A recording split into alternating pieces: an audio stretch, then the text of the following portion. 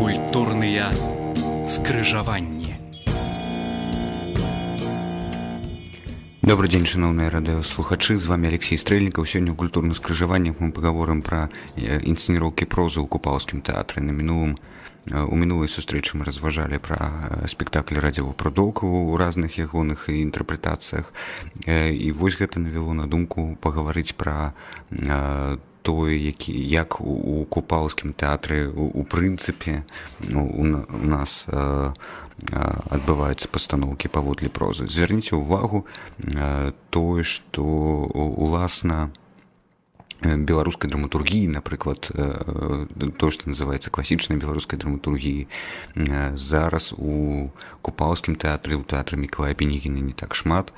Вось хіба можна назваць толькі спектакль «Пінская шляхта».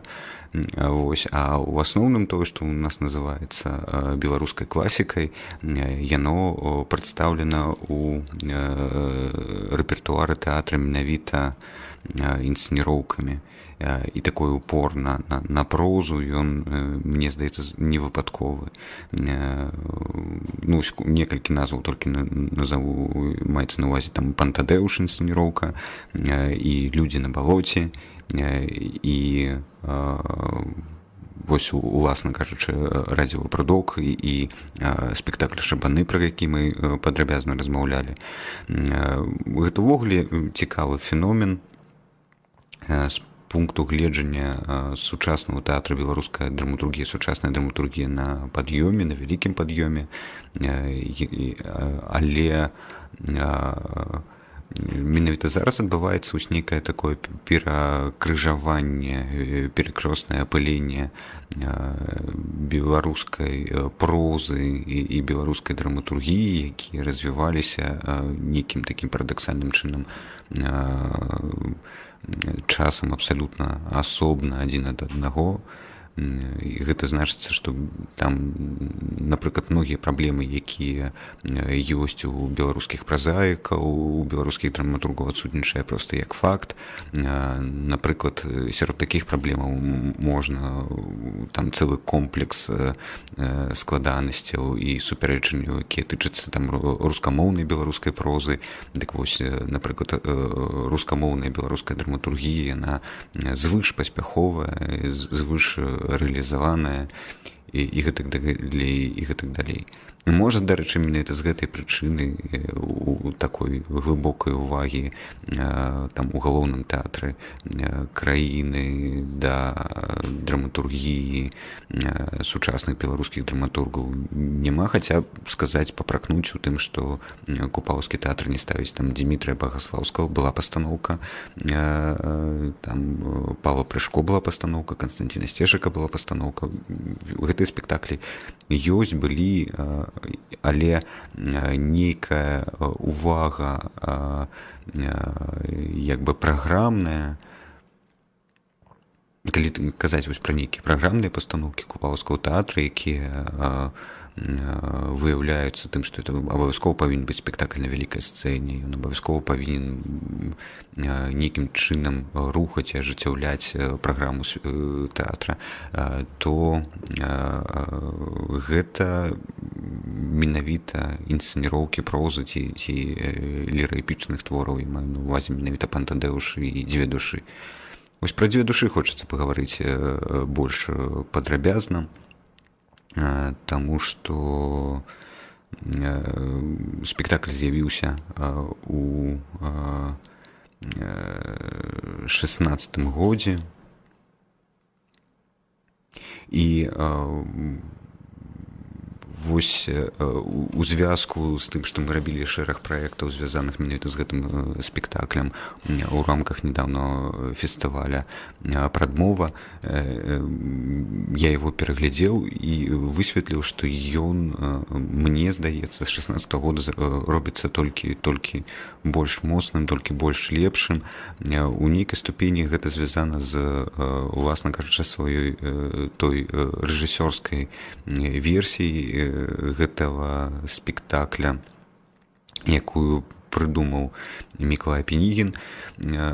Трэба разумець, Максім Гарэцкі, аўтар «Дзвюх душаў», свой твор не скончыў, і у нейкай ступені гэта развязвае рэжысёру, развязвае тэатру рукі ў якасці прыдумлення нейкай такой звонкавай канструкцыі вакол гэтага тэкста. Тэкст становіцца не самацэнным, ён не сам сабе як бы ажыццяўляе, сам пра сябе расказвае, а у нас ёсць апавядальнікі, якія даносяць да нас. У нейкай ступені як бы сам тэатр і заяўляе сябе такім транслятарам пэўных беларускіх каштоўнасцяў, пэўных беларускай літаратуры. І гэта зусім як бы канкрэтным чынам адбіваецца на сам характар дзеі. Адразу трэба, мне здаецца, заявіць, што інсцэніроўкі у інструкі ёсць канкрэтны аўтары, это Владзіслава Хроменка і Максім Клімковіч. Это людзі вядомыя і ў беларускай літаратуры, беларускай драматургіі, і яны далі раду, ствараючы вось гэтую гісторыю, не зацыклівацца на лініі галоўных героя Ігната Абдзіраловіча, а па сутнасці стварыць вось такую эпічную структуру, якая б дала нам нейкае адчуванне адлюстравання, адбітку самого часу. Падзеі адбываюцца цягам першай сусветнай вайны і кастрычніцкай рэвалюцыі, адразу таго перыяду, які адбыўся за ім. У нейкай ступені вось часава гэты спектакль супадае з знакамітымі пінігінскімі тутэйшымі, і на маю думку, у прынцыпе, гэты спектакль ён з'яўляецца такім прамым адказам Мікалая Пінігіна на шматлікія неаднаразовыя патрабаванні, просьбы, там маленні на тое, каб тутэйшыя на сцэну Купаўскага тэатра вярнуліся. Што там было казалася ў адказ на гэта? Тое, што як бы спектакль пастаўлены, зроблены напрыканцы 80-х, на пачатку 90-х, і ён мусіць адпавядаць нейкім пытанням часу, нейкай канцэпцыі, якая склалася ў глядацкай зале тут і цяпер. І вось гэтая канцэпцыя, мне здаецца, больш выразна адчуваецца менавіта па спектаклі «Дзве душы». Па сутнасці, на чым засяроджвае увагу рэжысёры і інсцэніроўшчыкі, яны ставяць перад галоўным героем, перад персанажам Ігнатам Абдзіраловічам, і ягонае альтер-эго Васіля іграе Іван Кушнірук. Вось гэта наша там раздвоеная беларуская душа. Яны ставяць максімальна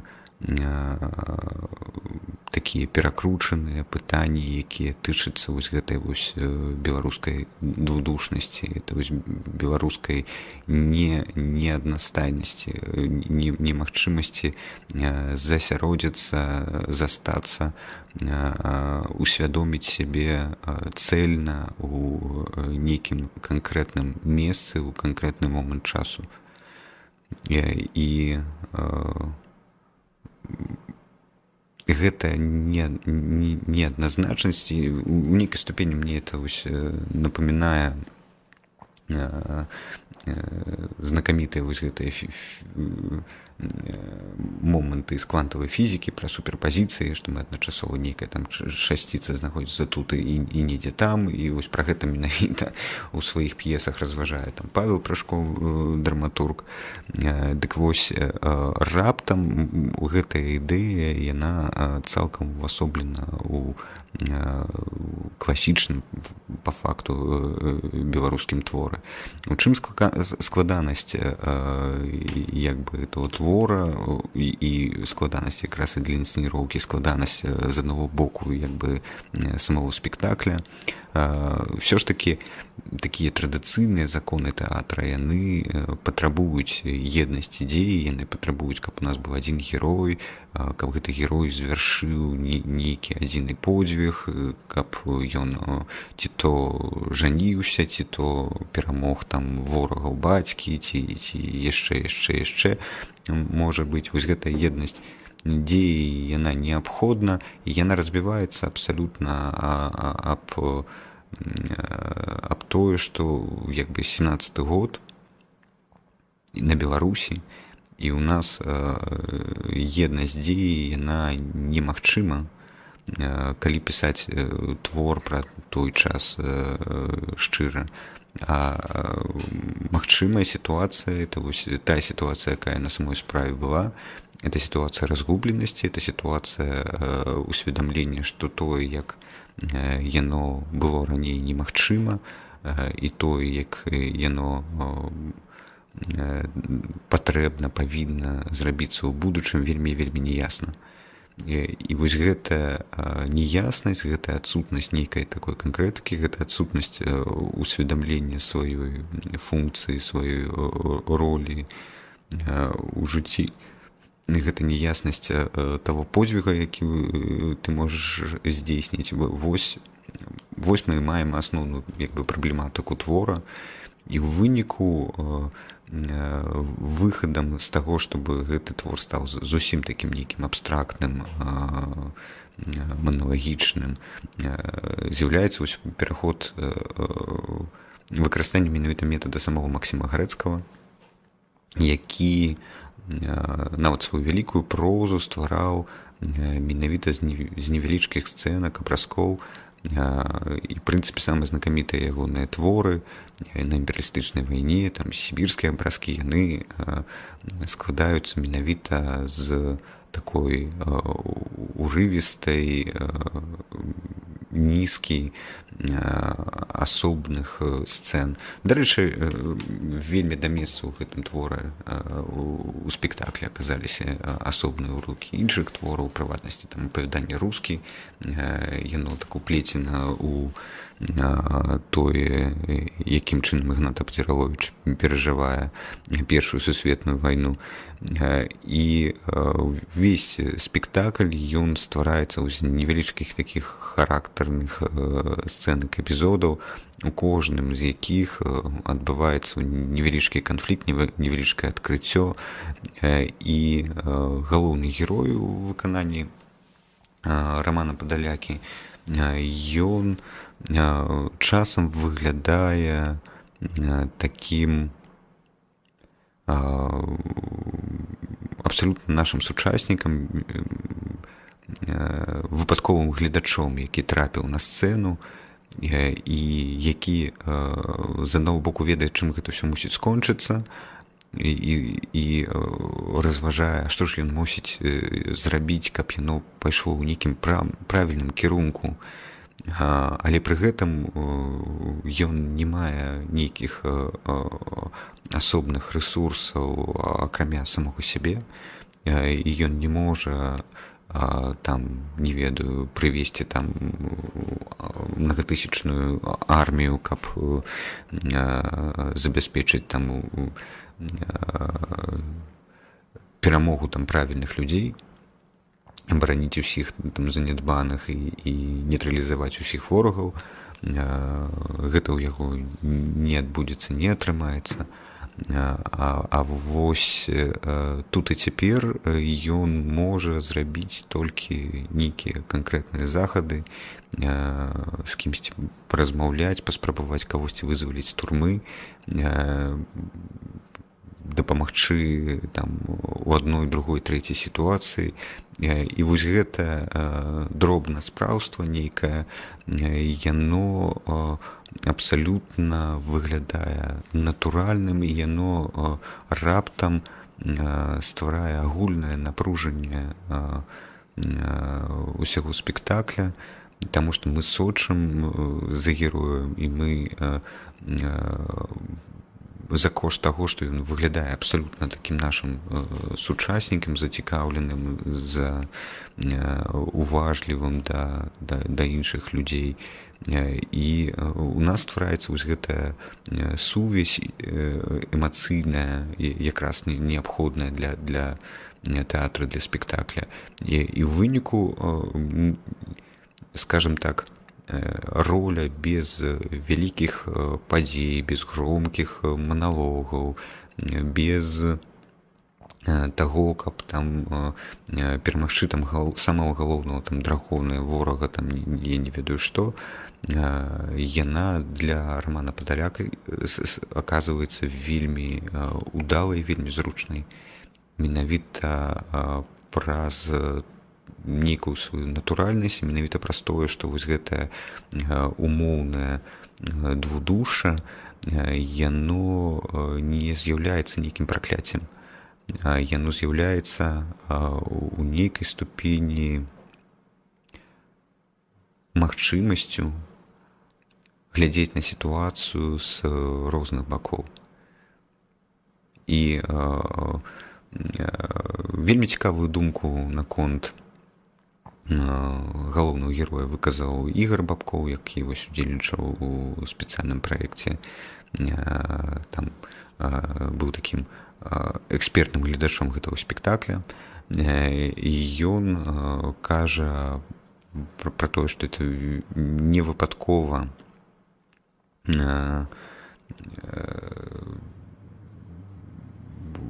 у гэтым спектаклі ёсць вось гэта адчуванне тое, што галоўны герой, ён нібыта адстранён ад адзеі, ад самой рэчаіснасці. Вось працытую, творы Гарэцкага упершыню ў беларускай літаратуры з'яўляецца метафізічны герой, які не можа супасці сацыяльным асяроддзем і культурнай маскай, які намацвае абсалютна іншую пазіцыю. І вось гэтая спроба не ўбудоўвацца ў нейкія існуючыя ўжо парадкі, існуючыя парадыгмы, існуючыя нейкія погляды партыі ці штосьці яшчэ, яно аказваецца яшчэ больш цікавым, яшчэ больш моцным, чым, успомнім тых жа тутэйшых Купалы, там Янка Здольнік, ён як станоўчы персанаж, але ён вельмі адназначны. Ён ведае дакладна ўсе адказы, ён ведае дакладна, хто ён, што ён павінен рабіць. Але у выніку найбольш нам шкада у тутэйшых якраз Мікіту Зноска, які, здаецца, і прыстасаванец, які і спрабуе туды і сюды, вось гэта якраз там беларуская дудуша, ён спрабуе выкарыстоўваць сябе на карысць, але ён настолькі шчыры проста у кожнай з сваёй адданасці, няхай сабе яна і выглядае там крывадушнай, што напрыканцы спектакля мы адчуваем поўную спагаду да яго. І вось Ігнат Абдзіраловіч у выкананні Романа Падалякі аказваецца цікавым, складаным, шматслойным персанажам, такім, які не тое, што ён марыць там быць панічам ці быць селянінам, які міжволі аказаўся ў гэтай сітуацыі і міжволі глядзіць на ўсё, што навокал адбываецца з двумя рознымі поглядамі, прымерюючы на сябе самыя розныя свае ідэнтычнасці. І ад гэтага ён становіцца абсалютна такім сучасным чалавекам. І гэта, мне здаецца, это тое, што мы зараз адчуваем у нейкай нашай сённяшняй сучаснай гісторыі, калі навакольнае асяроддзе, там вялікая палітыка, яна ставіць увесь час перад намі нейкія звышскладаныя невырашальныя пытанні і патрабуе адказу тут і цяпер. А між тым нейкая такая беларуская памяркоўнасць, душэўнасць, яна патрабуе адступіць там на крок назад і пакуль не прымаць ніякіх рашэнняў, пакуль гэта будзе магчыма. Вяртаючыся да спектакля, вельмі важны момант, з якога я па сутнасці пачаў расповед менавіта пра дзве душы, это тое, наяўнасць у гэтай дзеі у спектаклі апавядальніка.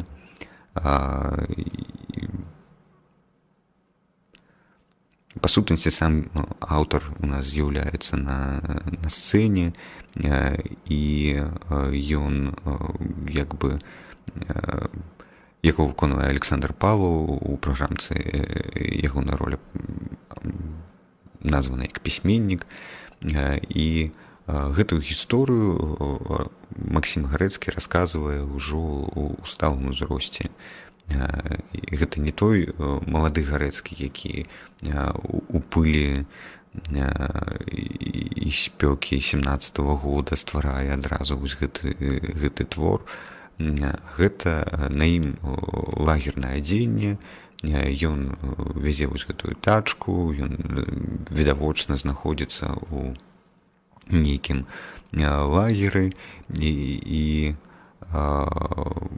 ён успамінае падзеі 14, 17, 18 гадоў, і ён вось праз гэтыя ўспаміны імкнецца у нейкай ступені усвядоміць тую сітуацыю, у якой ён знаходзіцца ось на момант як бы фізічнага там расповеда. Канцоўку, якую зрабіў Пінігін у гэтым спектаклі, калі ўся галерэя персанажаў яны праходзяць праз фатаграфаванне, як это звычайна робіцца пры арыштах, это значыць анфас, профіль, і разам з артыстамі як бы фатаграфуюцца артысты, але фотаздымкі, якія з'яўляюцца там на вялікім экране, яны архіўныя, яны сапраўдныя. І гэта не проста такі намёк на рэпрэсіі, это не выглядае абсалютна паўторам таксама спектакля тутэйшых, якія, напомнім, там, у прынцыпе, скончыліся такім суцэльным расстрэлам усіх персанажаў. Але гэта спроба выйсці на нейкае, як мне здаецца, такое абагульненне і паразважаць пра тое, якім чынам 37-38 год яны абумоўлены годам 17-м, якімі шляхамі сапраўды героі прайшлі, а дзе адбываецца даволі рана, там, па сутнасці, вось гэта разрыў паміж момантам расповеду і паміж тым, як гэтыя падзеі скончыліся, ён досыць вялікі, і пры гэтым мы вельмі шмат зараз там успамінаем, разважаем менавіта вось пра падзеі 17, 18, 19 гадоў. У гэтыя гады якраз утварылася беларуская дзяржаўнасць, і тое, што мы сёння, уласна кажучы, маем, гэта здабытак тых насенняў, якое дало карані менавіта тады. І як бы вельмі лёгка было ад апавядальніка адысці, не выводзіць яго на сцэну. І тым не менш, вось гэта настойлівае памкненне купалаўцаў звярнуць увагу, хто менавіта гаворыць, а каго менавіта мы павінны слухаць, вось актуалізаваць саму постаць Максіма Гарэцкага на сцэне, яна заслугоўвае ўвагу і дадатковых разваг.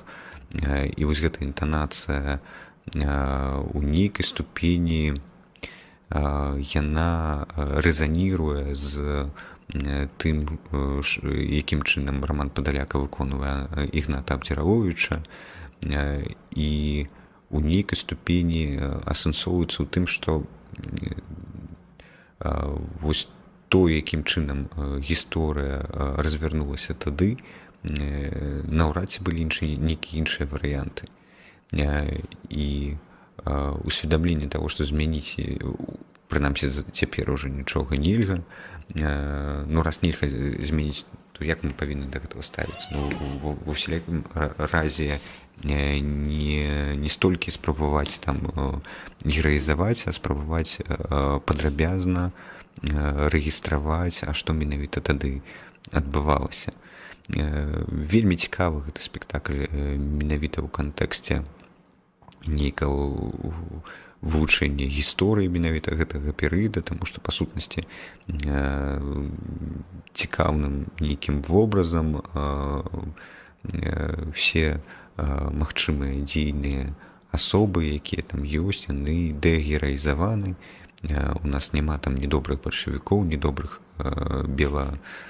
белых афіцэраў, ні добрых там беларускіх нацыяналістаў. Усе падзеі, усе канфлікты, яны там на мяжы абвостраны. І гэта нейкім чынам дазваляе нам такі складаную і вельмі цікавую размову наконт гэтага твора, наконт гэтых падзей. Сам сведка гэтых падзей Максім Гарэцкі як бы развязвае нам рукі для таго, каб мы, магчыма, і жорстка размаўлялі пра нейкія моманты. Вось, вы бачыце, на прыкладзе маіх разваг пра спектакль «Дзве душы», насколькі цікавым з'яўляецца і наколькі прадуктыўным з'яўляецца падыход, калі мы не проста бярем нейкі драматычны твор, а робім ягоную інсцэніроўку.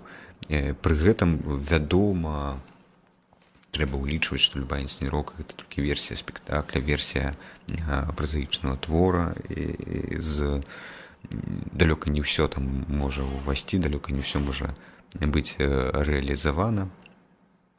Але у кантэксце рэпертуара Купаўскага тэатра гэты спектакль адыгрывае вельмі важную асветніцкую ролю. І самае важнае, што ён не дэкларатыўна асветніцкі, а мне здаецца, у гэтым спектаклі вельмі шмат сапраўднай драмы, сапраўднага тэатра, які для гледачоў, для выпадковых, магчыма, нават гледачоў, яны робяць важную справу зацікаўлення беларускай прозы, беларускай нейкай ступені філасофіі. Не выпадкова менавіта Ігор Бабкоў быў экспертам паводле гэтага спектакля. І, в прынцыпе, Максіма Гарэцкага называюць распачынальнікам беларускай інтэлектуальнай прозы. Вось. Таму раю вельмі гэты спектакль паглядзець. І вялікі дзякуй, што былі з намі. З вамі быў Алексей Стрэльнікаў. Да пабачэння.